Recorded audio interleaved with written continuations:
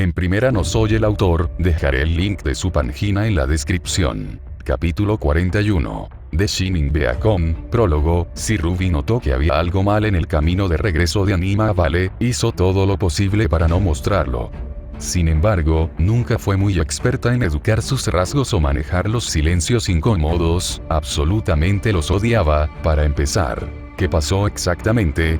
Incluso si preguntaba, Ruby tenía el presentimiento de que nadie respondería, o al menos, darían algún tipo de excusa.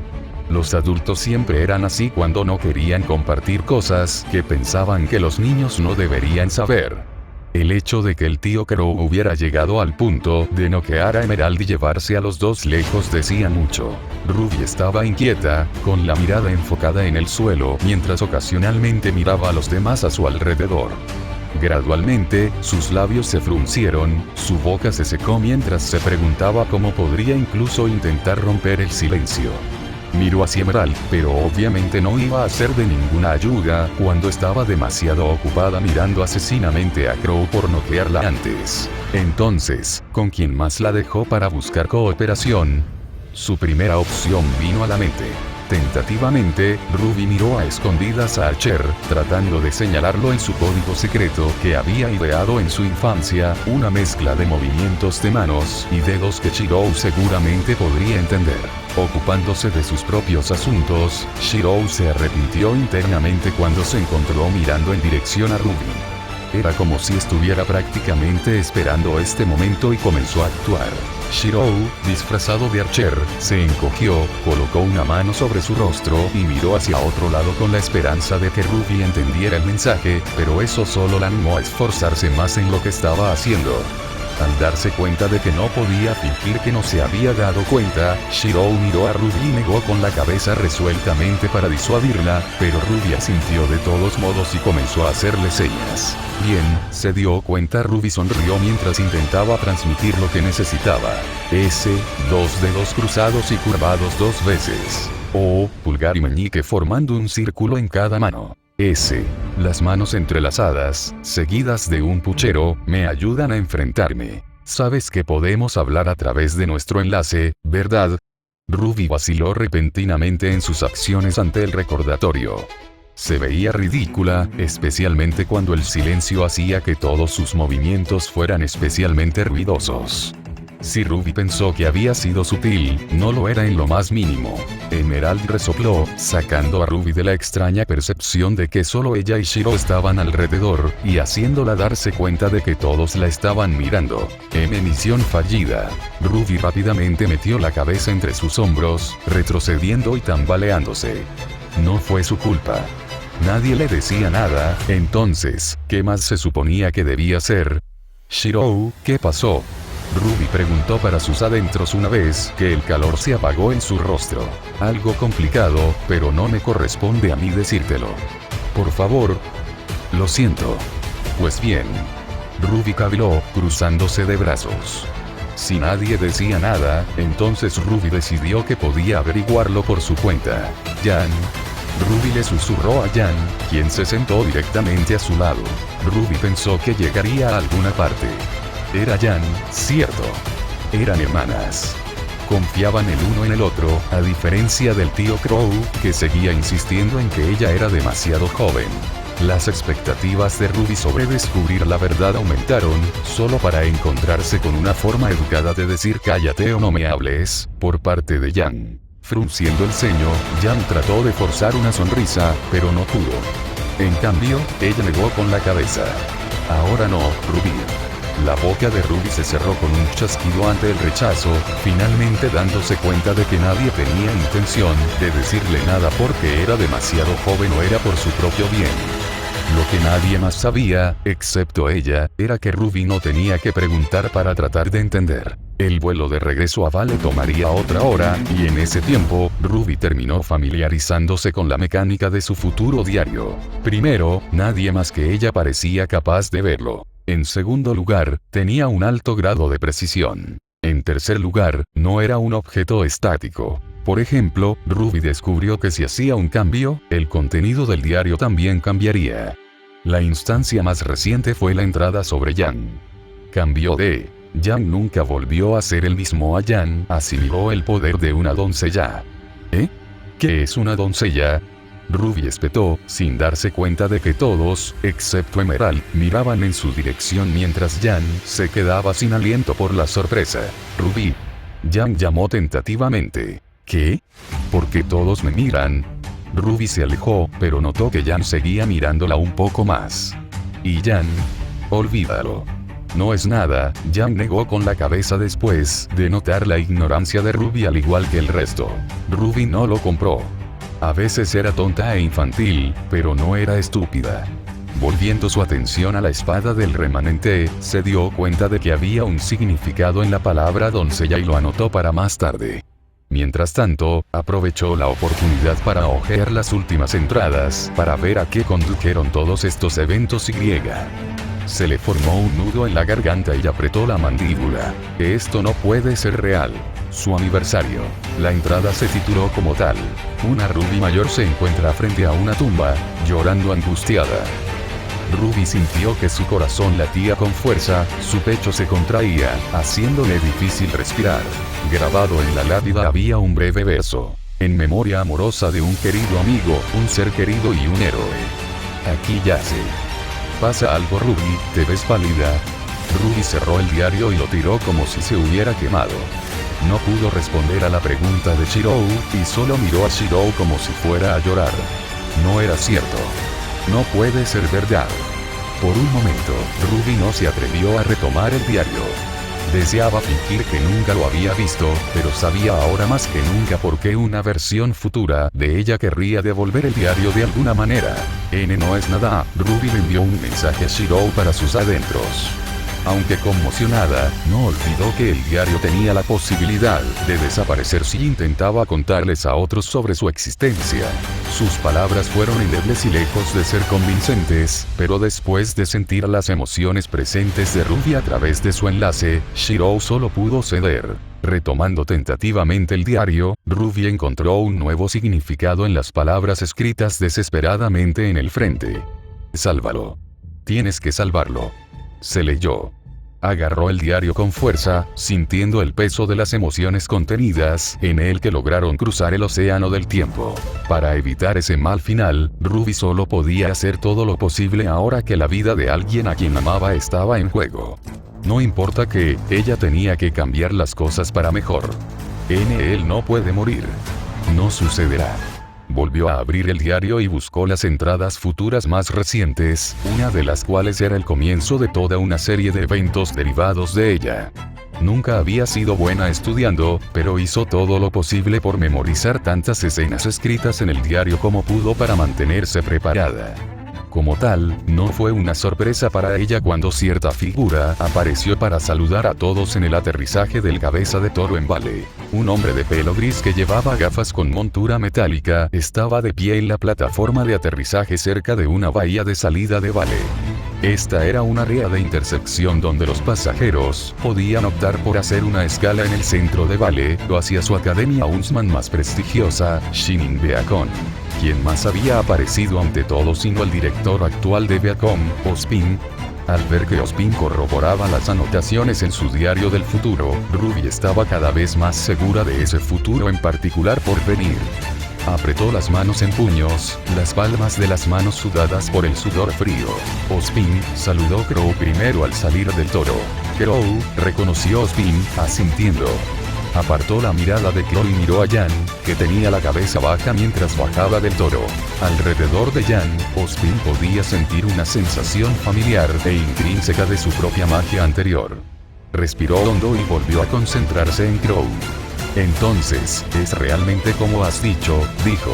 Por un momento, los dos hombres se miraron sombríamente, algo que Ruby no pasó por alto cuando dejó al toro un poco atrás de Yang. Por supuesto, con la apariencia de Ruby, un brillo sutil brilló en la mirada de Ozpin. Crow le dio un codazo a Ozpin en el costado, ya adivinando lo que Ozpin podría haber estado pensando, pero sabiendo que no tenía derecho a impedir que Ruby tomara sus propias decisiones. Él ya estaba cruzando la línea de sus límites al negarse a involucrarla con el lado mágico del mundo. No había forma de que él se hubiera involucrado en la decisión de su vida en la academia. Usted lo es, señora Ruby Rose, supongo.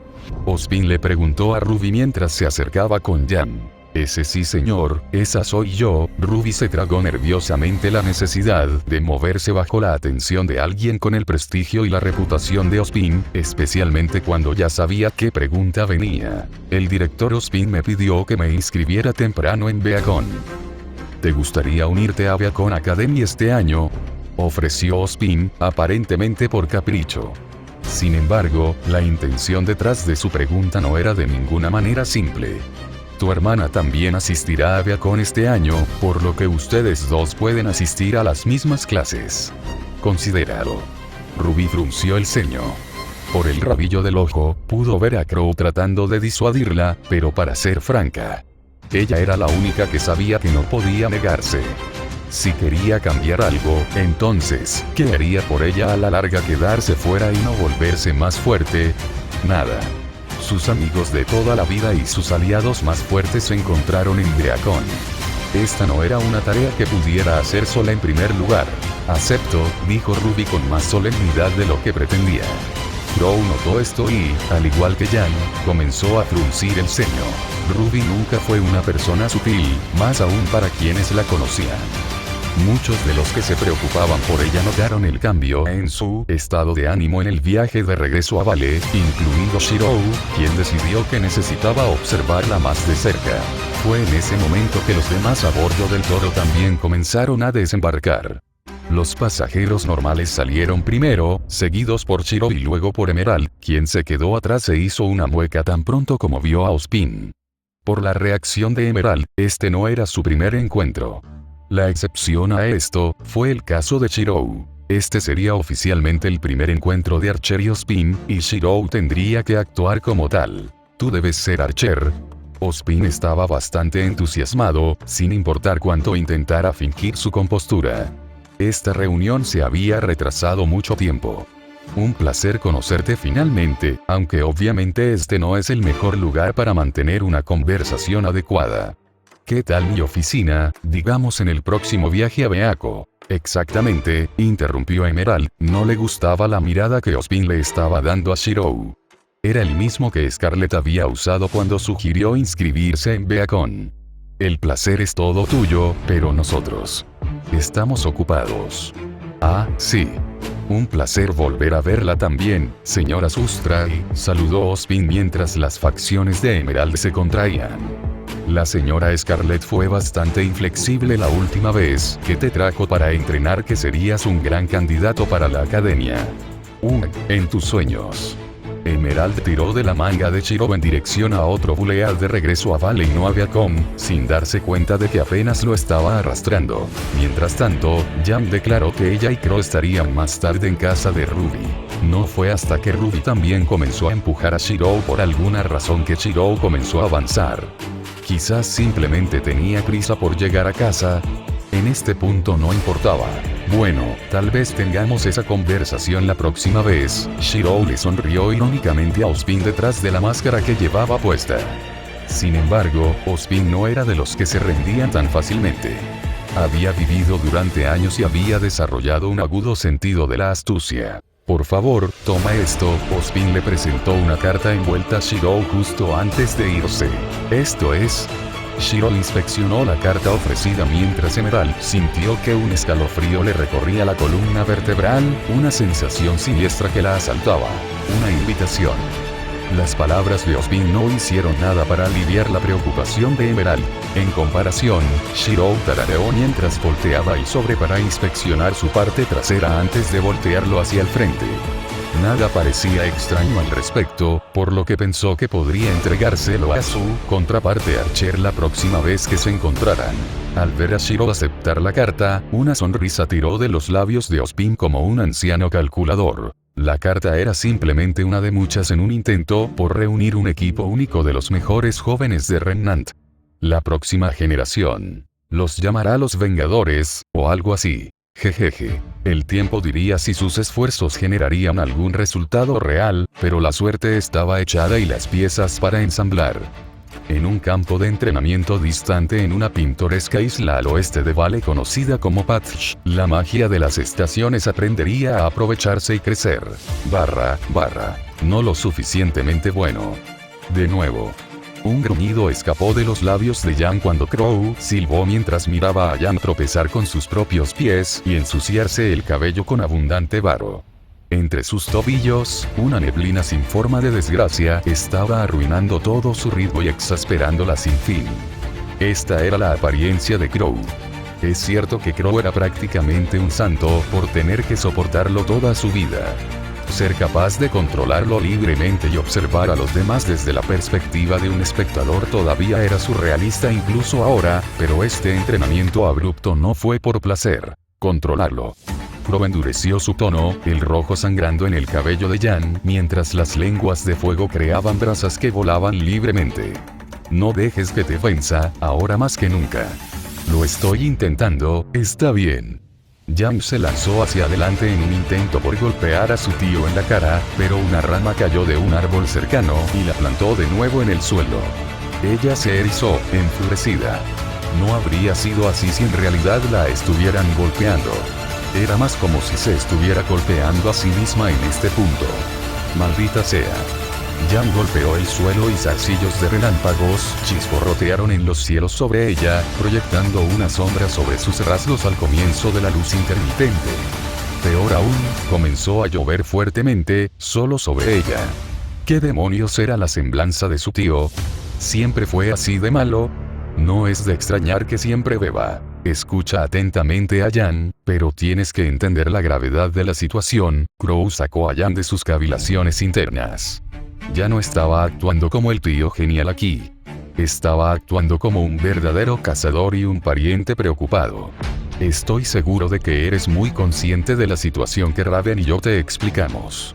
Te guste o no, había una razón por la que ella no quería que vinieras. ¿Haces que suene como si ella me estuviera protegiendo? Quizás solo quería el poder para ella misma. Jan escupió mientras volvía a ponerse de pie a regañadientes. Tío Crow, ¿cuánto tiempo vamos a hacer esto? Hasta que te pongas bien. Crow colocó una mano debajo de su barbilla y frunció el ceño mientras Jan se sentía sucio, empapado y miserable. Tendrás que volverte más fuerte y rápido. En Viacom, el director y yo hemos preparado un programa de entrenamiento especializado para ti. Alegría, el tono de Jan era completamente plano mientras imaginaba su vida en Viacom al comienzo del semestre. Más que nada. Solo un puñetazo. Solo uno. El fuego ardió en los ojos de Jan. Cerca de allí, se dejó una carta de recomendación de Viacom junto a las pertenencias de Crow y Jan. La amabilidad desbordante es una virtud otorgada solo por aquellos lo suficientemente compasivos como para creerse capaces de ayudar y simpatizar incluso con sus enemigos. En resumen, el idealismo en su forma más grande fue poseído únicamente por los más tontos, pero los más cariñosos. Los idiotas están más cerca de los mártires que de los héroes reales. En la casa de la familia Ark, Jaune leyó una carta que había recibido por correo y tragó saliva audiblemente por todo el clamor que seguía afuera. Había una multitud. Uno grande más allá de lo creíble, como si fuera un cantante famoso sin ningún detalle protector que lo acompañara. Gimió por todo eso, un resplandor blanco lo rodeó del estandarte del santo que dejó apoyado al lado de su cama. Debe haber tenido algún tipo de efecto de fortaleza mental, porque el simple hecho de estar cerca calmó a Jaune sin fin. Ya no se atrevía a asomarse por la ventana, sus ansiedades sociales se mezclaban con el miedo escénico. Eso, y el hecho de que prácticamente todos conocían su rostro donde quiera que fuera. Ya nadie lo trataba normalmente como si fuera un vidrio frágil o un tesoro precioso que necesitaba ser protegido a través de la custodia, un eufemismo de arresto domiciliario. Honestamente, Jaune podía ver de dónde venía la gente. La mera perspectiva de que el simple hecho de estar cerca del campo de aura de Sainz-Banner podría consolidar y desbloquear su aura fue suficiente para inspirar locura en la gente común. Porque si no, los funcionarios del gobierno, los ejecutivos de negocios que buscan monopolizar una nueva industria e incluso los civiles comunes continuarían molestando a la familia Ark en su propia tierra? Mamá, un grupo de bastardos afuera insisten que están aquí para la protección de Jaune, ¿puedes creerles? Son solo oportunistas. Jaune podía escuchar la ira en el tono de sus hermanas incluso desde su habitación. Prácticamente habían estado gritando así cada vez que la gente se amontonaba alrededor de la casa.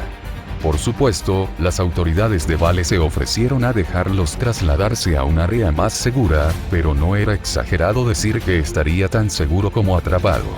Hablando de gobierno, este es el Instituto Atlas de Desarrollo y Progresión. Nos gustaría. ¿Por qué está Atlas aquí? Piérdanse. Este es un representante del Consejo de Vale que solicita los términos de negociación sobre el monopolio de lo que debería ser un bien público por el bien de los reinos como un todo. El grito de furia de una madre frenó momentáneamente todas las voces. Oh, vete a la mierda. Déjanos en paz. Mi bebé no es un bien público. Jaune se encogió ante los gritos de su madre y la vergüenza de todo. Es ridículo. Nicolás, apúrate y aléjalos. ¿Ese solo yo? El sonido del gemido de su padre dejó a Jaune con pocas dudas sobre la confianza de su padre en la situación actual. Una mirada por la ventana sería razón más que suficiente para sentirse débil. Era un milagro que no se hubiera iniciado una turba por la densidad de gente que había y esto fue después de que Nicolás ya había intentado espantarlos. Toma las hermanas. Jaune podía imaginar la expresión en los rostros de sus 7 hermanas, cuando su madre prácticamente las tiró debajo del autobús con esa, cazadora sonó. Mamá, no creemos que esta sea una batalla ganadora. Aurelia Arc habló en nombre de sus hermanos, que tragaron saliva junto con su padre. Suficiente. Jaune no podía soportar la culpa que su presencia en la casa familiar estaba teniendo en su familia. Sin embargo, al mismo tiempo, nunca estarían de acuerdo en dejarlo moverse libremente porque era demasiado importante. Además, todavía estaba su sueño de convertirse en un héroe, algo que sentía que nunca lograría estando protegido todo el tiempo. Lo que había experimentado en MT. Glenn ya había cambiado su percepción sobre ciertas cosas. No podía permanecer ocioso mientras los demás sufrían. Sería una grave injusticia el estandarte que apareció ante él. Mirando la carta y el pergamino con el que venía, Jaune tomó una decisión. Al encender el pergamino, apareció una imagen de Ospin, aparentemente desconcertado y esperando tal resultado. Bueno, señor Ark. ¿Ha tomado una decisión? El sonido de una ventana rompiéndose hizo que los ojos de Jaune se salieran de sus órbitas, perdiendo su expresión distante que quería usar para dejar una buena impresión en el director de Beacon. Jaune, se están precipitando. Presa del pánico, Jaune se aferró desesperadamente al pergamino. Sácame de aquí. El valor y la determinación de ver algo, a pesar de la opresión, fue el catalizador para un cambio significativo. En el distrito principal de Vermilion, Blake Belladonna se abalanzó desde el techo del estudio de su padre y examinó las diversas cartas y papeles que quedaban sobre el escritorio.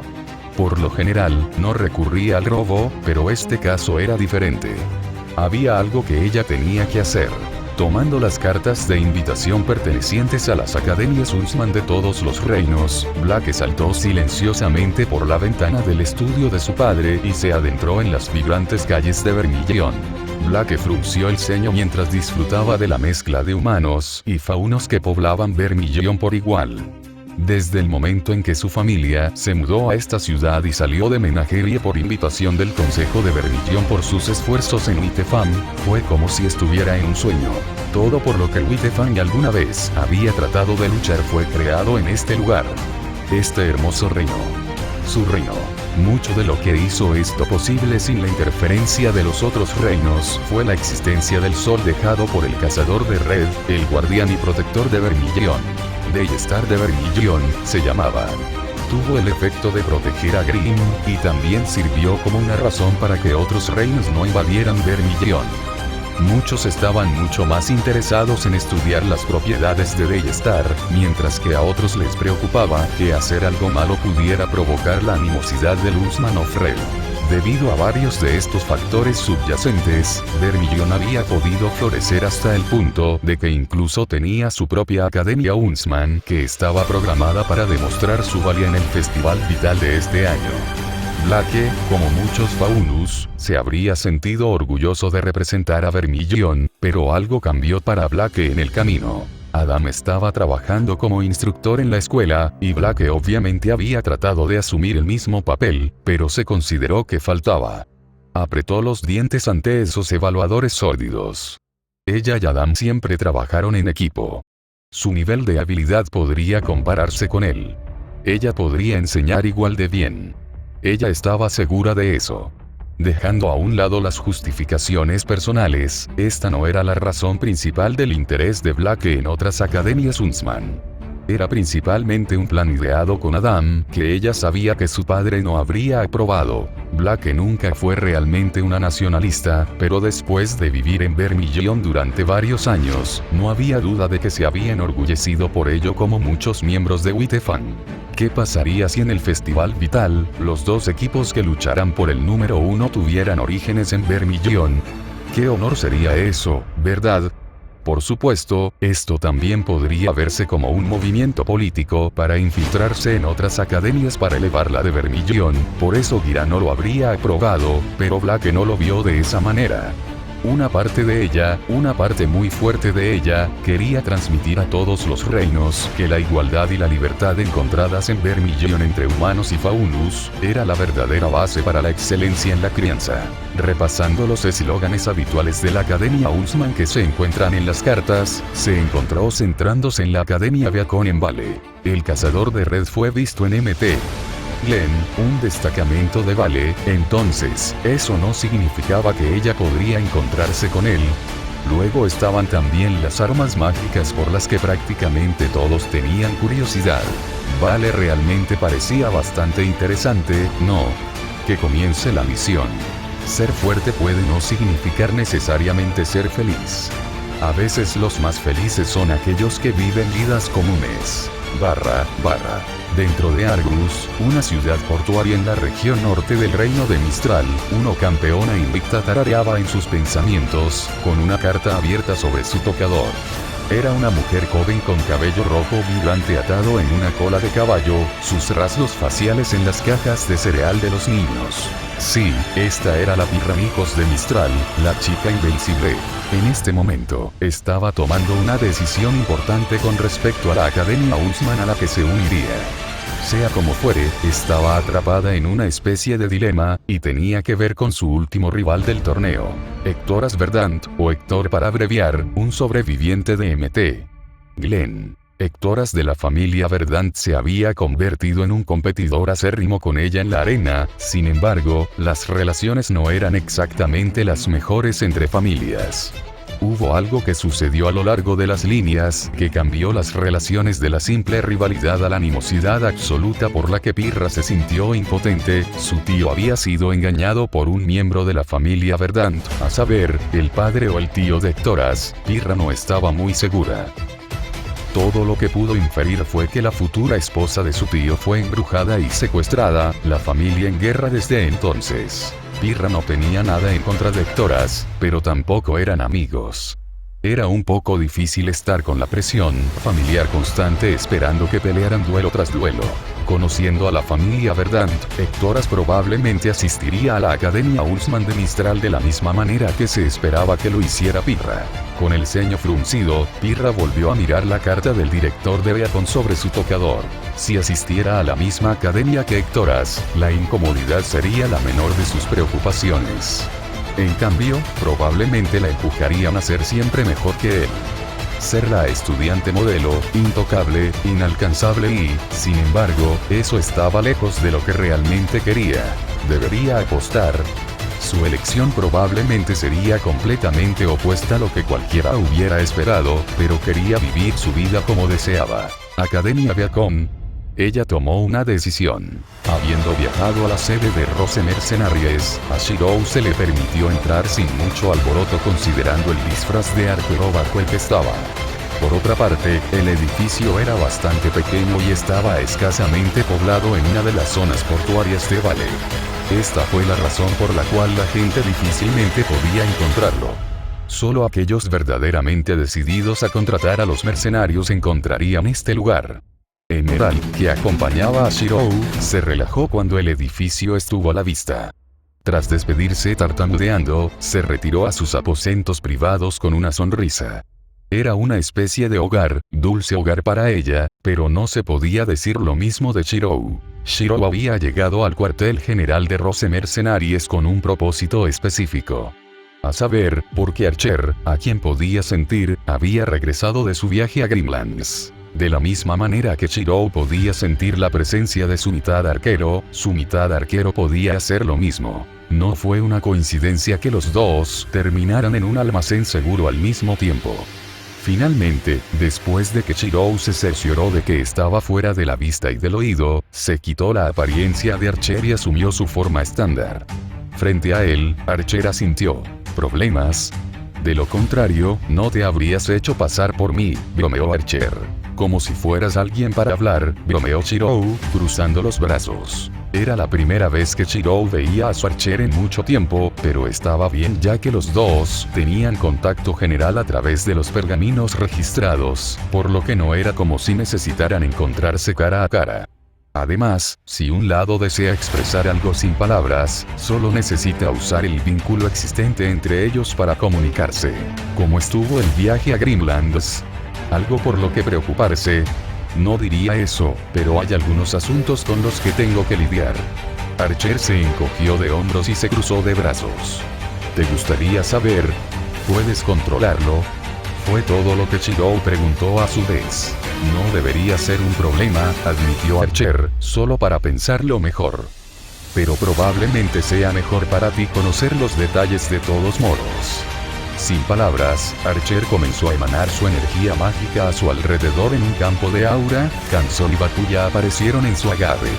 Por un segundo, Shirou levantó una ceja, pero pronto entendió lo que su otra mitad pretendía cuando él también trazó su propio par de espadas. Archer asintió antes de chocar las espadas con las de Shirou. Hay una hechicería que permite el dominio de viejas habilidades y experiencias al invocarlas de una vida anterior, pero esto era diferente. Archer y Shirou eran técnicamente la misma persona, y los Reality Marbles dentro de ellos eran idénticos en función y fabricación. Cada choque de sus espadas permitía la resonancia y un efecto de sangrado que iba en dos direcciones. Al final, Archer se enteró de lo que sucedió con Shirou en Anima y, a su vez, Shirou se enteró de lo que sucedió en Grimlands. Disipando sus armas, Shirou y Archer se quedaron en silencio, procesando todo lo que acababan de aprender. Tú, eso es. Sí, Archer dejó escapar un largo suspiro. Yo también me sentí de la misma manera, pero lo entiendes, ¿verdad? Shirou endureció sus rasgos, ahora tenía mucho más en qué pensar. De repente, el significado de la carta que Ozpin le había dado se volvió mucho más impactante.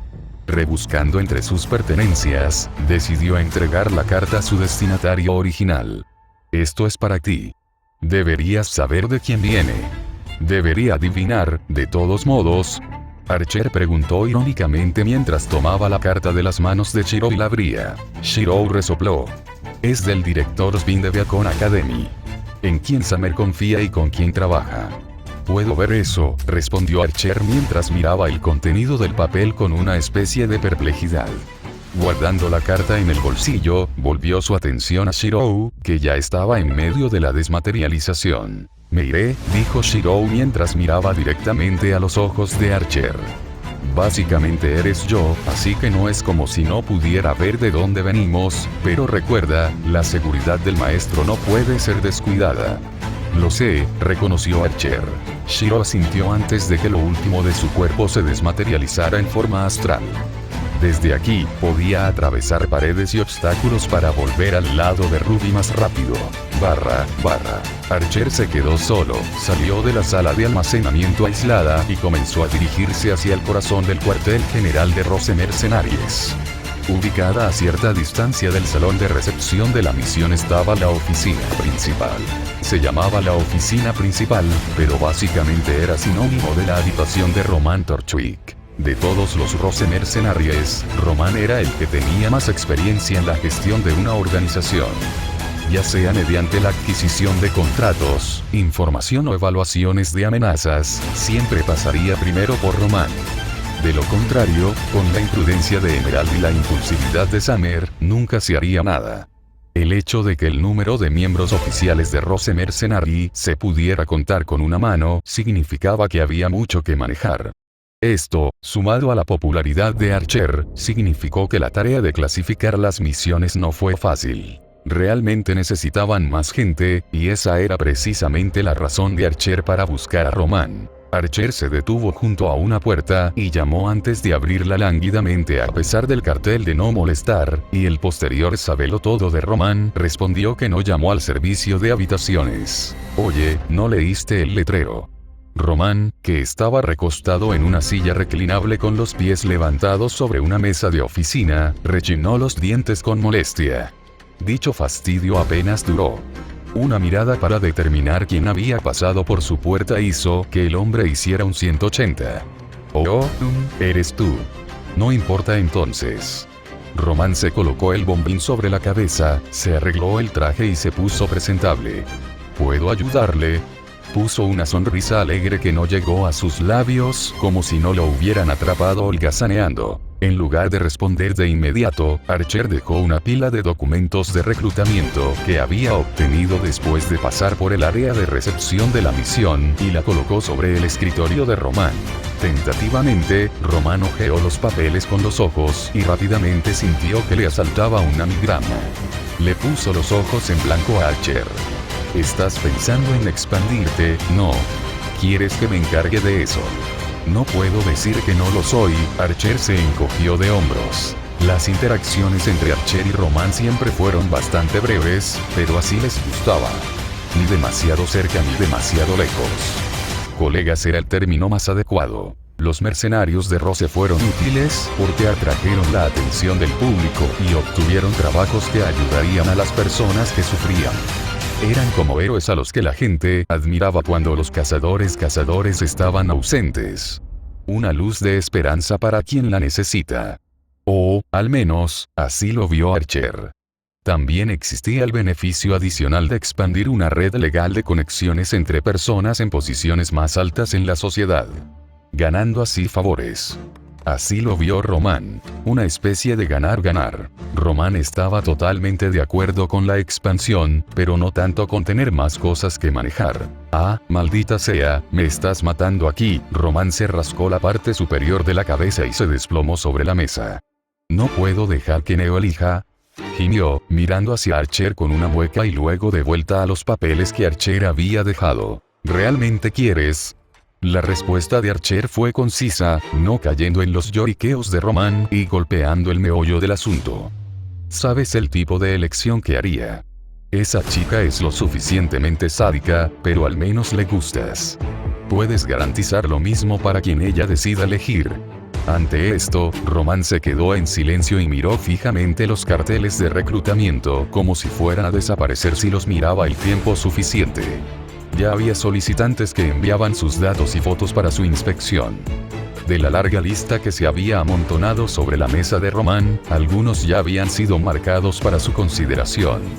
Como Roman todavía estaba desplomado sobre el escritorio, sin haber visto estos documentos hasta ahora, solo Summer podría haber sido el que destacara las aplicaciones particulares. Había varios de ellos. Un Marcus Green, una persona A, otra persona B, un mercenario errante de unos 20 años que se hace llamar Forge Stelleart y un advenedizo llamado Mercury Black. Diviértete, Roman. Archer palmeó a Roman en la espalda y se volvió para irse. La frente de Roman se crispó. Sus facciones se contrajeron. Sabes, debería estar resentido contigo en este momento por toda la mierda que me estás lanzando, pero a diferencia del último empleador, me dan a elegir, Y. Un salario bastante alto. Roman se pasó un dedo por la nariz. Mientras enderezaba la espalda. Lo que sea, solo ponte en marcha. Archer resopló e hizo exactamente eso, dejando a Roman solo con sus propios recursos. Por un momento, Roman se perdió en sus pensamientos. No era ningún secreto que Roman malversó fondos de cada misión de Rose Mercenary cumplida, pero Archer nunca había dicho una palabra al respecto. Llámelo una prima si lo desea, pero los fondos adicionales contribuyeron en gran medida a mantener las redes subterráneas de Roman y la impresión general de las operaciones. no solo podía seguir siendo un maestro ladrón, robando a objetivos con antecedentes verificados, es decir, advenedizos que podrían amenazar su dominio sobre su territorio, sino que, desde otra perspectiva, también estaba en una posición de poder. No te equivoques, aunque Roman era el número 3 de los Rose Mercenaries, era prácticamente el dueño. Archer a menudo estaba en misiones para ayudar a otros, mientras que Scarlett generalmente incursionaba en sus propios asuntos para preocuparse demasiado por la organización. Roman era el verdadero hombre que tomaba las decisiones aquí, y estaba totalmente de acuerdo. En cierto modo, era tanto el kingpin de los sindicatos y turbas ocultos de Vale como una figura principal en la luz.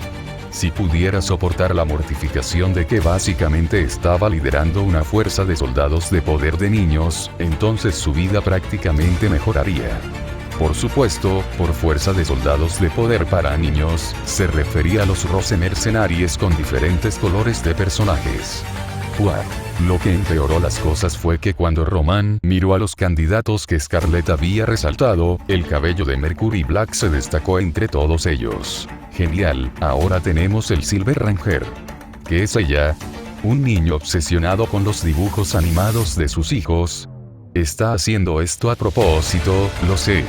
Con los labios crispados, Roman decidió terminar con este problemático asunto. Agarrando un bolígrafo rojo, tomó su decisión al azar. Allí y allí, que todos tuvieran una entrevista y, mejor aún, haría que Ranger Green se encargara de eso. Roman asintió. Delegación, de verdad. Qué hermosa palabra. De repente, Roman parpadeó. Esperar. Guardabosques Green, realmente acabo de pensar que, no. Roman acunó su cabeza. Se estaba corrompiendo. Mientras estaba en medio de sus propios demonios internos, Roman se sorprendió un poco cuando notó que Archer había regresado de repente. La puerta de la oficina se abrió con un crujido, y Archer la sostuvo abierta con una mano. ¿Sabes dónde está Neo?, preguntó Archer. Hay una nueva misión en la que me gustaría que ella y Emerald participaran. Al escuchar las palabras de Archer, Roman suspiró. Ahí va Green Run. Roman se pellizcó fuerte para corregirse. Esmeralda. Ahí va el simpático. Prácticamente era la mujer del sí de Archer con lo fácil que era para ella estar de acuerdo con Archer. En cualquier caso, Neo también. Roman negó con la cabeza y aclaró su mente. Solo dos cosas importaban con respecto a una misión: tiempo y dinero. Duración, inquirió Roman. Un semestre o dos, o tal vez incluso un par de años, todo depende, respondió Archer. Pagar. Ver por ti mismo.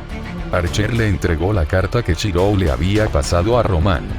En lugar de una carta de recomendación de cualquier tipo como la que Ozpin había enviado a otros estudiantes prometedores, esta llegó en forma de un contrato de mercenario que Emerald ni siquiera podría criticar. Ozpin, qué hombre tan astuto para usar tal laguna. Roman abrió la carta, sacó la página del interior y abrió los ojos brevemente. Eso es un montón de ceros allí. Beacon está haciendo todo lo posible, comentó con un silbido. Además, existía el beneficio adicional de obtener información privilegiada que podría venderse en el mercado negro con este arreglo. Los pensamientos de Roman se agitaron. Mirando por encima del hombro, Roman se quedó mirando un rincón vacío de la habitación donde se alzaba una planta alta. Neo, ¿qué te parece? Esto debería ser suficiente para nuestras vacaciones tan esperadas. Rompiéndose como el cristal, la planta se disipó para revelar a Neo, que se pavoneaba detrás de Roman y se inclinó sobre sus hombros para leer los detalles de la misión en las manos de Roman. Sin palabras, los dos hicieron contacto visual antes de que Roman sonriera. Ella dice que sí, dijo Roman mientras miraba a Archer. Archer asintió, una consideración en su comportamiento. Con esto, se ha dado el primer paso. Gracias por leer. Próxima actualización. El nacimiento de una leyenda B2. P1treon. com/Parcasius. Enlaces de libros. Fatelegaki Dark. California. El Pico Solitario. Nuevo libro. Disponible en Amazon. Eliminar el guión en el enlace. Reflexión del diario de sobreviviente. Amazon.com/dp/b08bddgn7z